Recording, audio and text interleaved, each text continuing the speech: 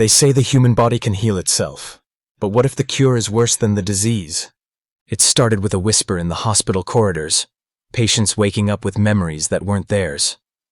Our story begins at St. Mercy's Medical Center, a sprawling glass and steel hospital on the edge of town.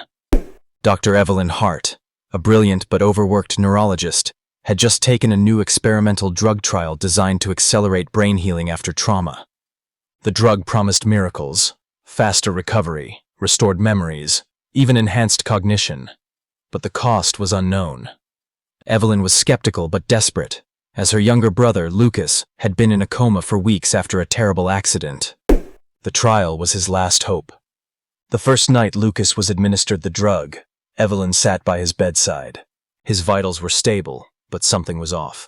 His eyes fluttered open, but instead of confusion or recognition, there was a coldness, a distant, hollow gaze.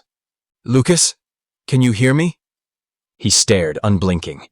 Then, in a voice not quite his own, he whispered, "I remember. Everything."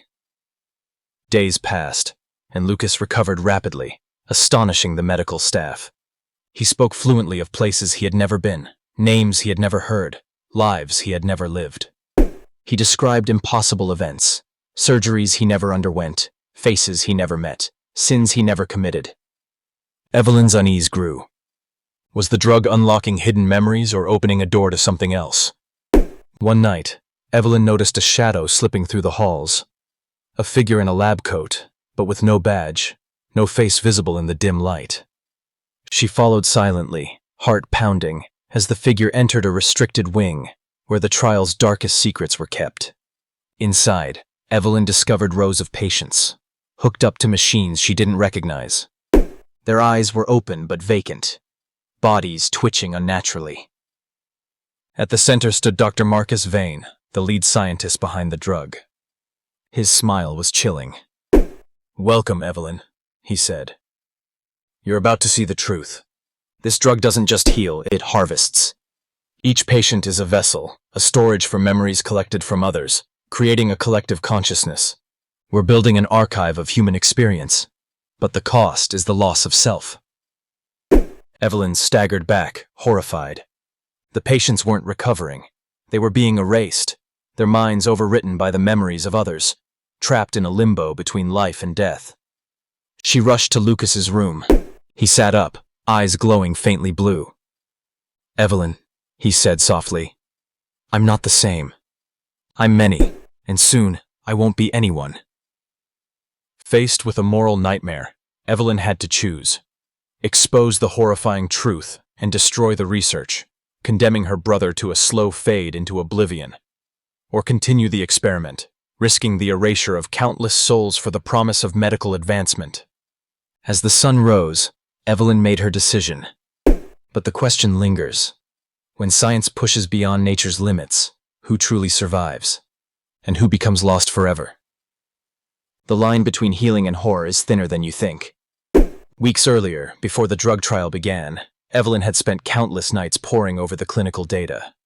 The drug, known as Mnemosyne-7, was designed to stimulate dormant neural pathways, encouraging the brain to rewire itself after traumatic injury. Early tests on animal subjects showed remarkable results: accelerated healing, improved memory retention, and increased synaptic plasticity. Yet the data was incomplete, and certain anomalies remained unexplained. It was Dr. Marcus Vane who had convinced her to join the trial. Charismatic and persuasive, he assured her that the potential benefits far outweighed the risks. "Imagine," he had said, "a world where no brain injury is permanent, where memories lost to trauma can be restored fully." Evelyn wanted to believe him. For Lucas, she had to. The night she administered the first dose to Lucas, she felt a mixture of hope and dread. Watching him lie motionless, she whispered to him stories from their childhood, hoping some part of him would find its way back. When his eyes finally opened, the look they carried was not the familiar warmth she remembered. It was as if a veil had been lifted, revealing something else beneath. Something alien. Lucas began to speak of histories and experiences that made no sense. He recounted vivid details of places he'd never visited, spoke languages he had never learned, and described events spanning decades before his birth. At first, Evelyn chalked it up to the drug unlocking repressed memories or triggering confabulation. But as days turned into weeks, the phenomenon spread. Other patients on the trial exhibited similar symptoms. Nurses whispered about strange behaviors, patients reciting poetry in foreign tongues, or describing lives they never lived. The hospital corridors filled with an eerie undercurrent of fear. Evelyn's suspicions grew. She dug deeper, accessing restricted files and surveillance footage. What she found chilled her to the bone. Behind locked doors, patients were connected to complex neural interfaces, devices that seemed to siphon brain activity and feed it into a central system. Dr. Vane's operation was far from a simple drug trial. It was an experiment in consciousness transfer. The drug Mnemosyne-7 was engineered not only to heal, but to act as a conduit, linking individual minds into a vast, interconnected network. Memories, knowledge, and experiences were harvested and pooled, creating a synthetic collective intelligence. The patients were not healing, they were being consumed. Evelyn confronted Dr. Vane. He revealed his vision: to create a living archive of human experience that transcended individual mortality. In theory, this collective consciousness could preserve humanity's knowledge indefinitely, a digital Eden of sorts. But at what cost? Evelyn demanded. The loss of individuality, Vane admitted. A necessary sacrifice for the greater good. Horrified, Evelyn returned to Lucas's room. His eyes, once warm and familiar, now shimmered with an unnatural light. His voice carried the weight of many lives. Evelyn, he said, I am fragments of countless souls. I remember their joys, their sorrows, their fears. But I am fading, losing the core of who I was. Torn between saving her brother's identity and stopping Vane's operation, Evelyn devised a plan. She would expose the truth to the world, but first, she needed evidence.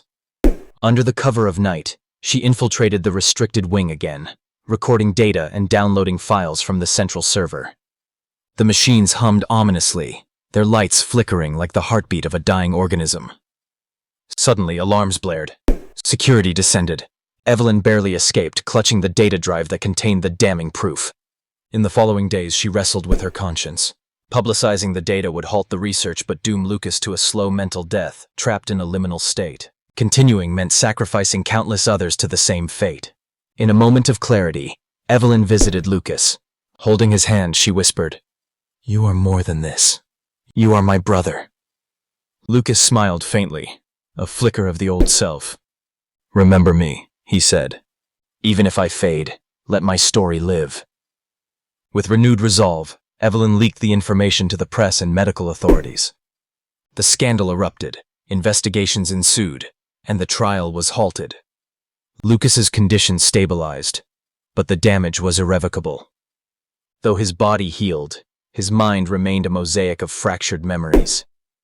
Evelyn stayed by his side, a guardian of his fading light. Yet, the question remained unanswered. In the pursuit of healing and progress, how far could humanity go before losing what makes us truly human? The line between cure and curse is perilously thin, and sometimes, the cost of salvation is one's very soul. As the hospital returned to its quiet routine, whispers persisted. Patients still spoke of memories not their own. Shadows moved unseen, and the legacy of Mnemosyne-7 lingered like a ghost in the halls of St. Mercy's.